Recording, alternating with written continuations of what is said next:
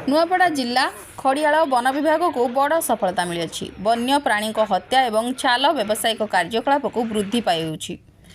Sinapali range और छत्तीसगढ़ सीमांत में गोटे कलरा पतरिया बाघ छाल जबत होती। 3 जन अभियुक्त वन विभाग गिरफ्त कर छत्तीसगढ़ सीमांत में बाघ छाल बिक्री नहीं कथा उठिता बेले गत 8 तारिख दिन वन विभाग छत्तीसगढ़ को खबर सीनापाली रेंज को सूचना मिलता।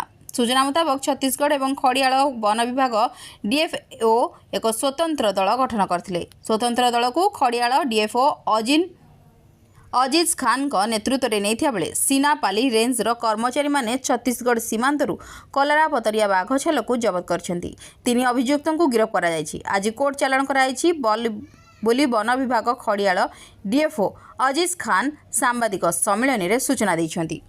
खड़ियाल ब्लॉक रु मोहन लाल दीप को रिपोर्ट, उपस्थापना गायत्री दास को रिपोर्ट, जनमुख न्यूज। केते जण एक्यूज गिरफ्त करा जायछि और कोन कोन बरामद करा जायछि कोन तो सर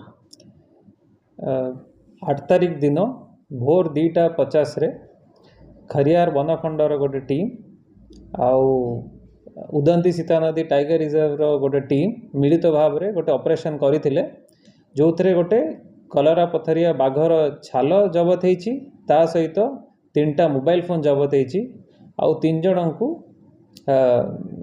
कस्टडी रे निया जाईछि। एबे इंटरोगेशन चलीछि आउ आज से अक्यूज मानन को कोर्ट फॉरवर्ड मध्य करा जाईछि।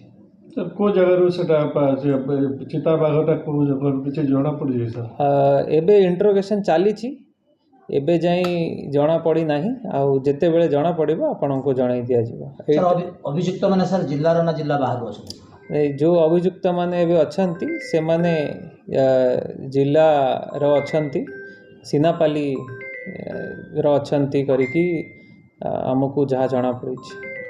तो एलिग्रा किसी संपर्क अछन ना सर एते खाली रहछि एबे इन्वेस्टिगेशन चलीछि, आमे खोजा खोजी करूछु, लिंक बाहर करबा को देखुछु कि आ कोन कोन लिंक अछि आ सेही हिसाब रे आपन को जणाई देबो।